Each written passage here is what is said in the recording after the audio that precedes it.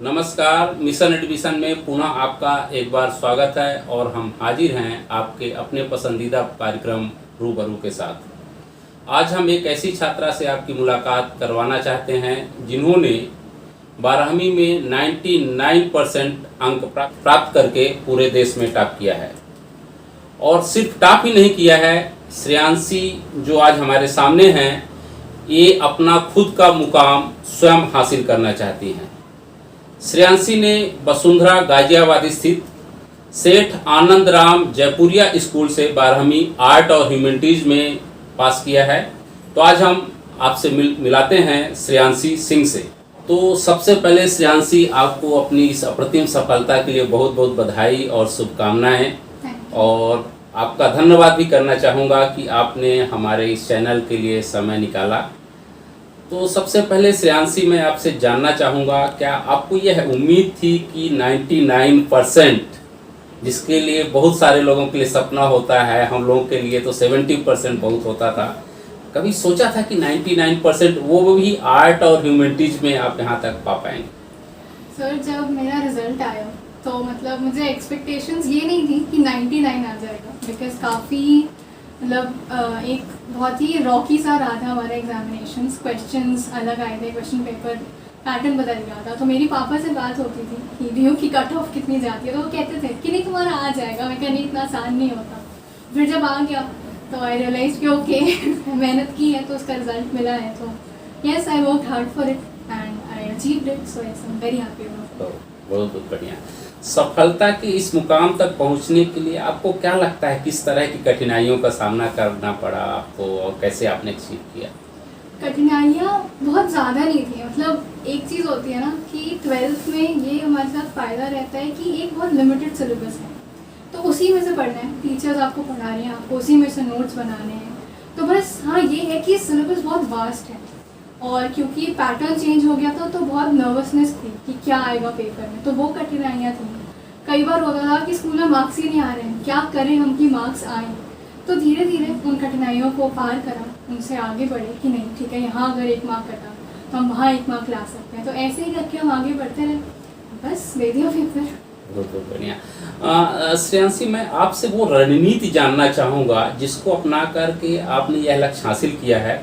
साथ ही हम अपने छात्रों और दर्शकों से को ये बताना चाहते हैं या कि आप मार्गदर्शन दे सकते हैं कि कैसे वो एक रणनीति बनाकर पढ़ें कि उनके भी अच्छे अंक आ जाएं और जैसा वो सफलता पाना चाहते हैं, जिस तरह का अंक लाना चाहते हैं, वो हासिल कर सकें। जी, रणनीति तो यही थी कि शुरू से एक कंसिस्टेंसी रहे कि एंड में आके ना आप 10 किताबों में से नहीं रख सकते, उससे आप कुछ ना कुछ भूल जाएंगे। तो शुरू से हमारे एग्जाम्स रहे हैं तो उनमें आप पढ़ते रहें, आप हमेशा स्कोर करते रहें, आपको याद रहे कि अच्छा मैंने ये पढ़ा ये पढ़ा ये पढ़ा। तो रणनीति बस यही है कि कंसिस्टेंसी मेंटेन करते रहें ताकि एंड में आप पे प्रेशर ना बने, क्योंकि कितना भी मेंटल प्रेशर हो उसमें आप पढ़ नहीं सकते, आप एक पॉइंट पे आप बीमार पड़ जाएंगे। तो इसीलिए कंसिस्टेंसी और हार्डवर्क एंड एफर्ट और टीचर्स की बात सुनना बहुत ज़रूरी है। जो भूल जाते हैं कि नहीं क्यों हम अपने आप पढ़ लेंगे, बट ऐसा नहीं होता। अगर आपने शुरू से सुना है कि आपने क्लास में क्या करा तो आपके लिए काफ़ी आसान हो जाएगा पूरा रास्ता। अब कंसिस्टेंसी की बात की तो मैं वो जानना चाहूँगा, कितने घंटे लगभग आपने दिए कि ये कंसिस्टेंसी मेंटेन रही? कंसिस्टेंसी मेरी जैसे शुरू में जब स्कूल आवर्स होते तो 6 घंटा स्कूल में, उसके बाद घर आके थोड़ा रेस्ट लिया, तो स्कूल आवर्स में 3 to 4 आवर्स में पढ़ती थी। बहुत ज़्यादा नहीं कि मतलब स्कूल से आके 8-9 घंटा पढ़ रहे हैं, तो दिमाग में ना बैठता नहीं, हर किसी का अलग होता है, वो तो है। फिर जब स्कूल बंद हो गया प्री बोर्ड्स के बाद, उसके बाद फिर मैंने 7 घंटे देना शुरू किया अलग अलग सब्जेक्ट्स को। मैं हर दिन में हर सब्जेक्ट पढ़ती थी। स्कूल और घर की पढ़ाई मिला करके 7 घंटे आपने बताया? स्कूल तो फिर जनवरी में बंद हो गया। अच्छा। प्री बोर्ड्स के बाद तो छुट्टियां हो गई, 1 मंथ हमें घर में बैठकर 7 घंटे एवरेज आपने दी? On average. बहुत बढ़िया। आपने आर्ट और ह्यूमैनिटीज या जो स्ट्रीम है, इसमें कोई सब्जेक्ट आपको चूज करना होता है, तो कौन कौन सा सब्जेक्ट आपने चूज किया? सर, मेरे सब्जेक्ट्स हमारे स्कूल में कॉमन सब्जेक्ट्स है history, political science, economics and English. And उसके अलावा ऑप्शनल सब्जेक्ट्स में सबके पास चॉइस होती है, सो आई चोज साइकोलॉजी। अच्छा अच्छा अच्छा। जो छात्र अभी 12वीं पढ़ रहे हैं, आप उनको क्या सलाह देना चाहेंगी, कौन कौन से पुस्तकें पढ़ें? जैसे आपने बताया कि 8-10 किताबें की जगह कुछ ही किताबें पढ़ें, लेकिन रेगुलर पढ़ें। वो जो कुछ किताबें आपने पढ़ी जिसकी वजह से आप कितने अंक आए, तो कौन कौन सी वो किताबें यदि आप मेंशन करना चाहें तो अच्छा रहेगा, उनको मार्गदर्शन मिल जाएगी। सर बेसिक्स ये थे कि एनसीईआरटी पे फोकस करना है। एक फ़ायदा सीबीएसई में है कि वो एनसीईआरटी से बाहर नहीं पूछता कभी नहीं, मतलब कोई क्वेश्चन ही नहीं होगा जो आपने पढ़ा ना हो एनसीईआरटी में। तो हमेशा एनसीईआरटी से मैं अपने सारे जूनियर्स को यही कहूँगी कि अपने सिलेबस पे स्टिक करें एंड रेफरेंस बुक्स में ज़्यादा ना जाएं, क्योंकि कई बार क्या होता है ना कि रेफरेंस बुक्स में कुछ नहीं, बस एनसीईआरटी की लैंग्वेज को मोड़ के लेते हैं, कई बार वो टफ हो जाता है। हाँ, अगर हम इकोनॉमिक्स की बात कर रहे हैं तो उसमें कई बार रेफरेंस बुक्स चाहिए होती हैं, बिकॉज क्वेश्चंस की वैरायटी बहुत है। 12th में हमारे पास मैक्रो इकोनॉमिक्स और इंडियन इकोनॉमिक्स है, तो मैक्रो में बहुत वैरायटी है। तो उसके लिए मैंने पढ़ा था संदीप गर्ग से, जो कि बहुत अच्छी किताब है। मतलब अगर आपके पास इंडियन और मैक्रो की संदीप गर्ग है और आपने उसको अच्छे से पढ़ लिया कि आपको हर सवाल का उत्तर पता है, तो आप आराम से अपना एग्ज़ाम निकाल सकते हैं, कहीं आपको कोई कठिनाई नहीं। और बाकी के लिए मैं रेफरेंस बुक्स नहीं रेफ़र करूँगी, क्योंकि उसमें कई बार कन्फ्यूजन हो जाती है कि एनसीईआरटी में ये लिखा है, रेफरेंस में ये लिखा है, तो किस पे जाए। तो NCERT and other than that sample papers most important. CBSE sample papers देता है, प्लस स्कूल्स अपने सैम्पल पेपर्स बनाते हैं ऑल ओवर इंडिया। हमारे स्कूल में मतलब हमें सैम्पल पेपर्स दिए जाते थे अलग अलग स्कूल्स के लाके, तो जितना प्रैक्टिस होगा ना उतना अच्छा होगा। अच्छा, तो कितने साल का सैंपल पेपर आप रिकमेंड करते हैं? इस साल हमारे साथ ये हुआ कि हमारे पास पिछले सैम्पल पेपर्स का उतना सपोर्ट नहीं था, क्योंकि इस साल ऑब्जेक्टिव क्वेश्चंस आए थे और वो न्यूली इंट्रोड्यूस्ड हैं, तो पैटर्न बदल गया था, एप्लीकेशन बेस्ड बढ़ गए थे। हाँ, पिछले साल की करनी चाहिए, हमारे पास लेंदी क्वेश्चंस हैं, 6 मार्कर्स 4 मार्कर्स, और उसके अलावा मैंने पास्ट 10 ईयर्स के क्वेश्चन पेपर्स हर सब्जेक्ट के किए थे। अच्छा, बहुत बढ़िया।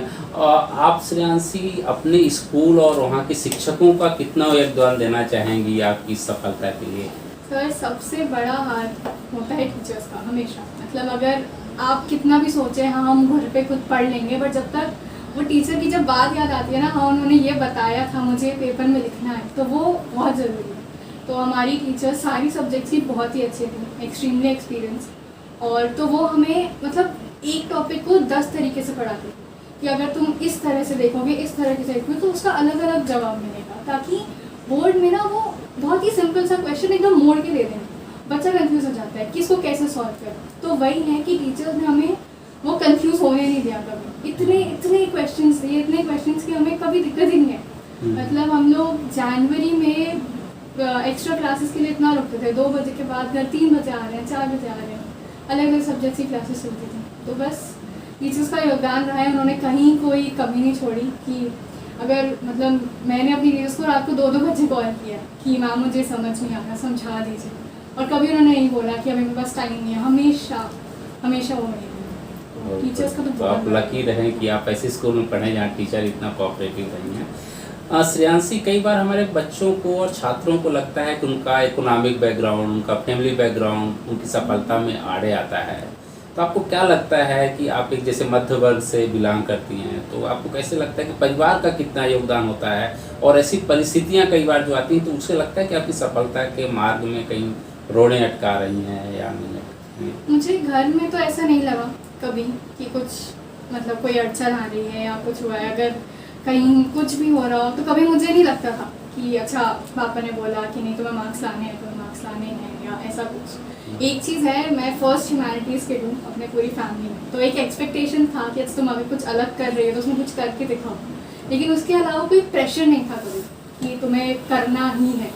तो हमेशा फैमिली से सपोर्ट ही रहा है, कोई अड़चन तो कभी नहीं रही कि ठीक है अभी आज रात नहीं पढ़ना, आज रात कुछ और करना है, कभी ऐसा नहीं। पढ़ाई हमेशा प्रायोरिटी रही है, तो वो हमेशा अच्छा है। श्रेयांशी, 12वीं के बाद आपने इतना अच्छा अंक स्कोर किया है, आपसे मेरी पहले भी बात हुई है, तो क्या करना चाहती हैं कि ऐसा कुछ आप कुछ अलग करना चाहते हैं? जैसे परिवार का एक्सपेक्टेशन है कि आप पहली हैं जो आर्ट एंड ह्यूमैनिटीज स्ट्रीम में अलग जा रही हैं, तो क्या कुछ अलग आपके मन में चाहते हैं? सर, मेरे मन में तो लॉ है, क्योंकि बहुत इंटरेस्ट है उस साइड में। मतलब लॉ सोच के 11th-12th में मेरा और इंटरेस्ट डेवलप हुआ इस सब्जेक्ट में, क्योंकि लॉ में सब कुछ है। लॉ में पॉलिटिकल साइंस भी है, लॉ में हिस्ट्री भी है, लॉ में साइकोलॉजी भी है, लॉ में सब है। तो मैं उसी डायरेक्शन में जाके जुडिशल सर्विसेज में कुछ करना चाहूँगी, और उसके अलावा सिविल सर्विसेज की तैयारी भी अलग से चलेगी। तो हाँ, ह्यूमैनिटीज़ में फ़ायदा रहता है कि आप बहुत जगह अपना हुनर दिखा सकते हैं, आपके पास बहुत ऑप्शंस होते हैं। तो जुडिशरी है टॉप पे, और उसके बाद सिविल सर्विसेज। अब तो स्किल बेस्ड एजुकेशन का, मल्टीडिसिप्लिनरी एजुकेशन का, न्यू एजुकेशन पॉलिसी में आ गया है। इसको आप कितना कारगर और यूजफुल मानती हैं आने वाले छात्रों के लिए? सर बहुत यूज़फुल मानती हूँ। मतलब NEP पढ़ के मुझे इतनी खुशी हुई, भले ही हमें उसके फ़ायदे ना मिले हो लेकिन हमारे जूनियर्स को मिलेंगे। मतलब अब एक डिस्टिंक्शन नहीं रहा है साइंस, कॉमर्स, ह्यूमैनिटीज़ में। जो भी स्टूडेंट है वो अपने मर्जी का सब्जेक्ट ले सकता है। बच्चे 6th क्लास से कोडिंग पढ़ सकते हैं, जो कि बहुत अच्छी बात है। मतलब वो शुरू से उन्हें पता होगा, उनके पास इतने ऑप्शंस होंगे, उन्हें पता होगा उन्हें क्या करना है। क्योंकि 10th तक हमने वही 5 सब्जेक्ट पढ़े, हिस्ट्री, इंग्लिश, मैथ, साइंस। अभी उनके पास बहुत ऑप्शंस हैं, तो उससे ये फ़ायदा होगा कि आगे एक भीड़ में नहीं चलेगा, सब अलग जाएंगे, सब वहाँ जाना चाहेंगे जब वो जाना चाहते हैं। और क्योंकि ये इनिशिएशन एक स्कूल की तरफ से होगा ना, तो कई बार क्या होता है कि पेरेंट्स भी बच्चों को इनोवेट कर देते हैं कि नहीं तुम्हें इंजीनियरिंग ही करनी है, तुम्हें डॉक्टर ही बनना है। बट अब क्योंकि स्कूल की तरफ से ही इनिशिएशन है, गवर्नमेंट की तरफ से इनिशिएशन है कि तुम कुछ और करो, तो पेरेंट्स भी उन्हें फोर्स नहीं करेंगे कि नहीं तुम्हें यही करना है। अब बच्चे को चूज़ कर सकते, तो ये बहुत बहुत यूज़फुल है और बहुत ही अच्छा स्टेप है जो कि आना चाहिए और जल्दी। हाँ श्रेयांशी, बहुत अच्छा लग रहा है आपसे बात करके। आप आने वाले जो छात्र हैं जो 12 में आए हैं इस साल, उनके लिए कोई आप संदेश देना चाहें कि कैसे वो एक अपना स्ट्रेटजी बनाते हुए अच्छे से पढ़ाई करें और कैसे अपना मार्ग प्रशस्त कर सकें? स्ट्रैटेजी बस यही है, कंसिस्टेंसी, जो मैंने बोला, शुरू से कंसिस्टेंट रहिए हार्ड वर्क पे। और एक चीज़ है कि बच्चे क्या करते हैं ना कि इतना बहुत ज़्यादा उसमें घुल जाते हैं कि एग्ज़ाम है। बोर्ड एग्ज़ाम वैसा ही है जैसे बाकी एग्ज़ाम्स है, 10th का एग्ज़ाम, 11th का एग्ज़ाम, 9th का एग्ज़ाम, इट्स द सेम। बस ये है, हाँ बोर्ड है, इसके एग्ज़ाम पे आपके लाइफ है, आपका करियर है, तो उसी तरह से दें, उतना ही हार्ड वर्क, उतना ही एफर्ट। और जितना आप हार्ड वर्क लगाएंगे ना, उतना ही आपको रिजल्ट मिलेगा। एक फ़ायदा है हार्ड वर्क और रिजल्ट में, दे आर प्रोपोर्शनल। अगर आप ज़्यादा हार्ड वर्क लगाएंगे आपको रिजल्ट उतना ही अच्छा मिलेगा। तो बस यही स्ट्रैटेजी। और एक चीज़ है कि पढ़ते पढ़ते हर कोई अपनी मेंटल हेल्थ के बारे में भूल जाता है कि नहीं हमें सिर्फ पढ़ना है। नहीं, पढ़ने के साथ और भी चीज़ें करते रहिए ताकि आपका दिमाग फ्रेश रहे। खेलने जाइए, पेंटिंग करिए, ड्राइंग, सिंगिंग, सबके अलग अलग टैलेंट्स होते हैं। तो ये नहीं कि पढ़ाई के लिए आपने सब छोड़ दिया। अगर आप सब साथ करके चलेंगे तो आपको भी प्रेशर नहीं रहेगा कि मैंने सिर्फ पढ़ा, मैंने एक साथ कुछ और नहीं करा। तो वो चीज़ बहुत ज़रूरी है। तो मेंटल हेल्थ का ध्यान रखना है। दैट इज़ नॉट अबव, मतलब studies are not above mental health. ये टीचर्स, हमारी टीचर्स ने हमें हमेशा बताया है कि अपना ख्याल रखो, उसके बाद तुम्हारी स्टडीज़ है। तो अगर आप खुद का ख्याल रखेंगे ना तो पढ़ाई भी आसानी से होती जाएगी। बहुत बहुत धन्यवाद श्रेयांशी। आपके पिताजी भी हमारे साथ ही हैं, तो हम उनसे सबसे पहले सिंह साहब आपको बहुत बहुत बधाई कि आपकी बेटी ने इतने उपलब्धि हासिल की और किसी भी पिता के लिए बहुत गौरव का क्षण होता है।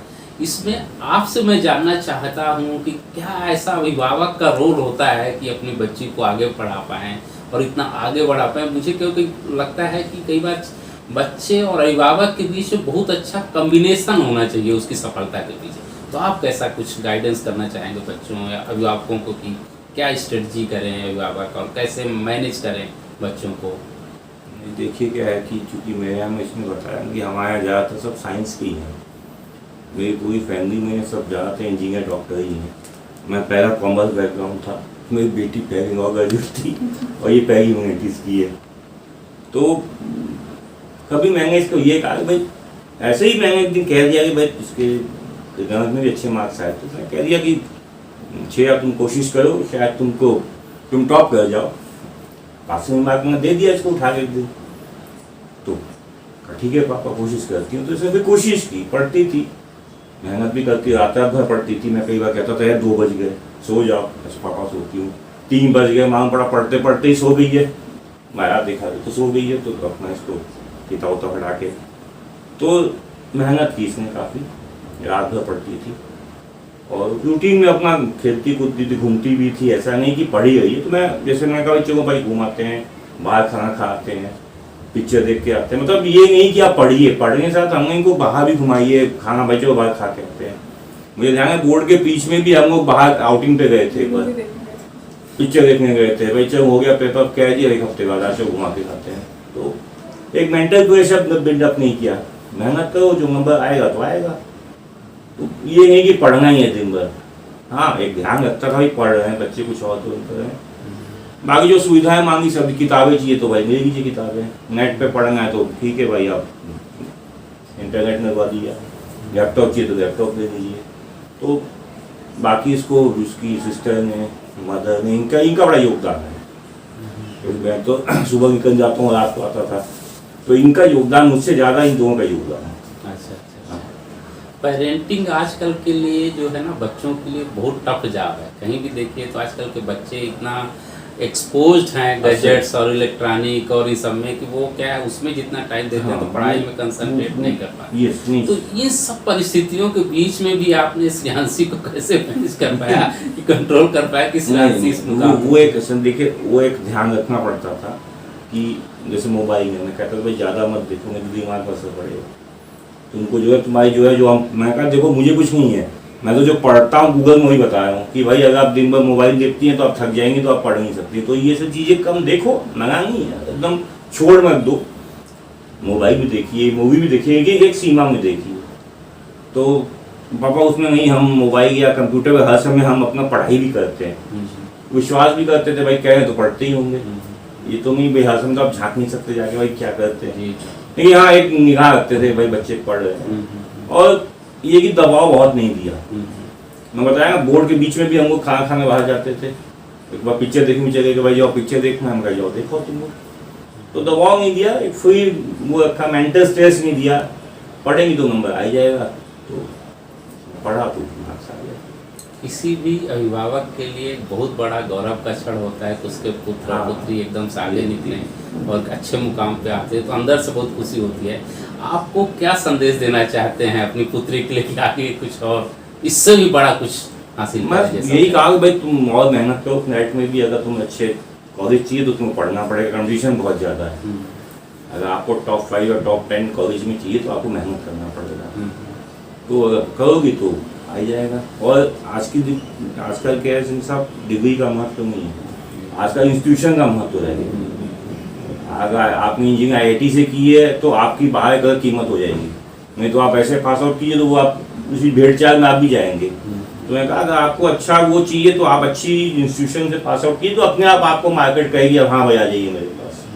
तो वही मैंने कहा इसको कि मेहनत करो, इस साल तो होगा नहीं, 2 नहीं होगा ड्रॉप कर देखते हैं, फिर अगले साल मेहनत करना, फिर नेक्स्ट ईयर। जी। तो धन्यवाद आप सभी को। तो ये रही आज के हमारे इस कार्यक्रम की विशेष मेहमान श्रेयांशी सिंह, जिन्होंने 2020 की 12वीं की परीक्षा में आर्ट एंड ह्यूमैनिटीज स्ट्रीम में देश में टॉप किया है। आपके मन में इससे जुड़ा और भी कोई सवाल है और आप कुछ पूछना चाहते हैं तो आप हमारे चैनल के कमेंट बॉक्स में जाकर अपने सवाल लिखकर पूछ सकते हैं, जिसका उत्तर मेरी कोशिश रहेगी कि श्रेयांशी स्वयं देगी। तो सुनते रहिए मिशन एडमिशन का यह विशेष कार्यक्रम रूबरू। अगले सप्ताह हम फिर से आपके सामने हाजिर होंगे एक नए मेहमान के साथ और जानेंगे उनकी सफलता का राज। तो बस आज इतना ही। कृपया आप हमारे चैनल को लाइक, सब्सक्राइब और शेयर करना ना भूलें, इससे हमारा कॉन्फिडेंस बना रहे। तो हम मिलेंगे अगले सप्ताह फिर से एक नए मेहमान के साथ और जानेंगे उनकी सफलता का राज।